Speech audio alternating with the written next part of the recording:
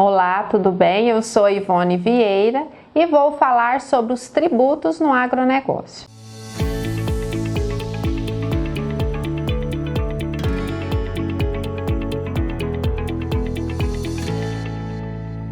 No ano de 2019, o agronegócio representou cerca de 21,4% do PIB, que é o Produto Interno Bruto.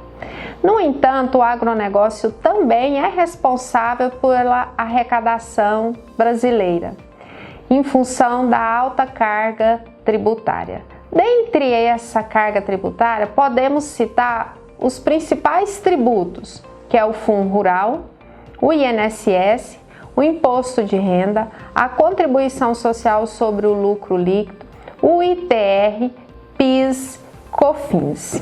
Bom, como a atividade rural pode ser exercida por pessoa física e por pessoa jurídica, diante de um planejamento tributário deve levar-se em consideração o contexto em que a atividade também é desempenhada. Se for uma pessoa física, nós temos uma carga tributária atribuída. Se for uma pessoa jurídica, nós temos uma outra carga tributária atribuída. Bom, diante desse contexto, vamos falar então sobre o Fundo Rural.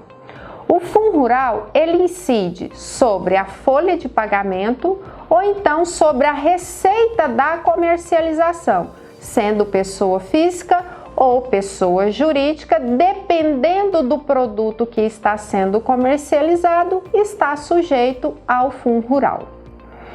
Bom, o INSS. Se for um contribuinte pessoa jurídica, ele está sujeito ao INSS. Se ele for um contribuinte pessoa física, também sujeitar-se ao INSS. No entanto, com cargas tributárias diferenciadas, a depender também do grau em que o contribuinte expõe os seus funcionários no desempenho das atividades normais. O produtor também sujeita-se à contribuição social e ao imposto de renda. No entanto, sendo ele um produtor que exerce atividade como pessoa jurídica, imposto de renda e contribuição social deverá se adequar a uma pessoa jurídica normal, podendo optar pelo lucro real anual, pelo lucro real trimestral, ou ele pode ser uma pessoa física, podendo pagar o imposto de renda com base no resultado ou com base na estimativa. No entanto, ele sendo um contribuinte pessoa física, ele não está sujeito à contribuição social e apenas ao imposto de renda, que pode também ser apurado por duas metodologias.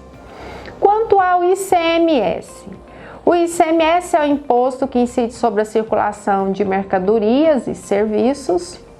No entanto, por força do incentivo do governo para intensificar a exportação de produtos naturais ou produtos in naturas, esse segmento goza-se de algumas alíquotas zero, de isenção, de imunidade e até mesmo de postergação do imposto, assim como o PIS e a COFINS, onde o contribuinte também tem o direito de gozar de diversos incentivos fiscais com o objetivo de minimizar a carga tributária dentro do agronegócio.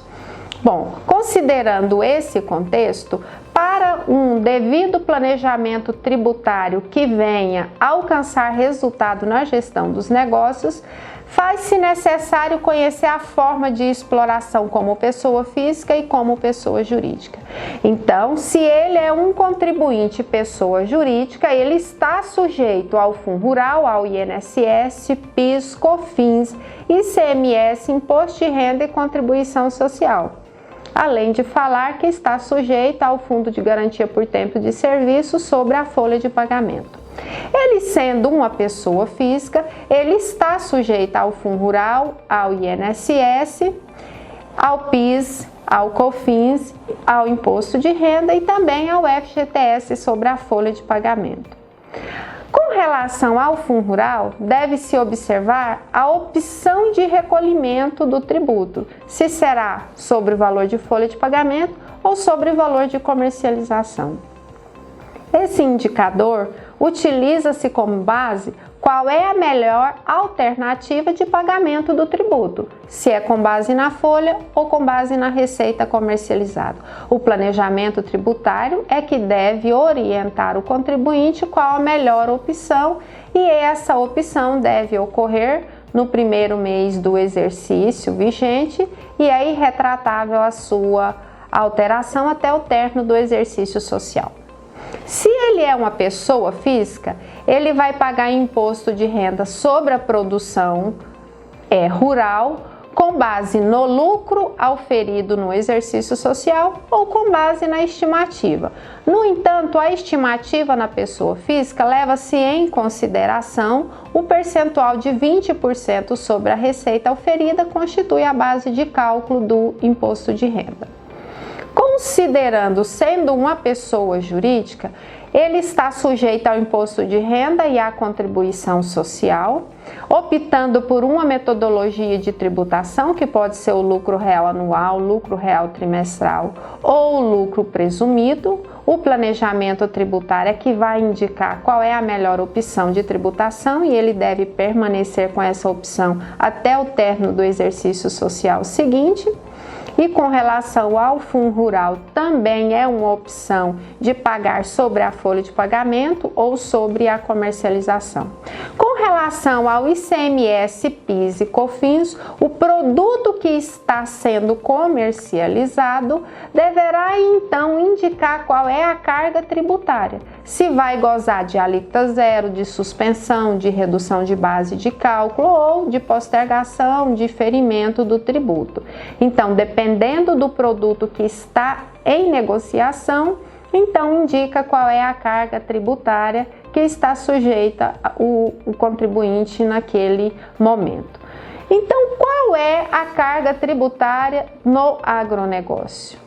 Não tem uma receita específica para sabermos qual é a carga tributária ou qual é a melhor carga tributária. O cenário em que opera a pessoa física ou a pessoa jurídica são elementos necessários para um estudo eficaz no que diz respeito ao gerenciamento da carga tributária, para que essa gestão dos tributos possa suavizar a carga tributária dentro do agronegócio. Lembrando que, sendo uma pessoa jurídica explorando o agronegócio, ela é similar a uma pessoa jurídica com outras atividades normais. No entanto, em alguns tributos, por força da legislação, goza de alguns incentivos fiscais que ajudam a minimizar a carga tributária do produtor rural, sendo pessoa física ou pessoa jurídica.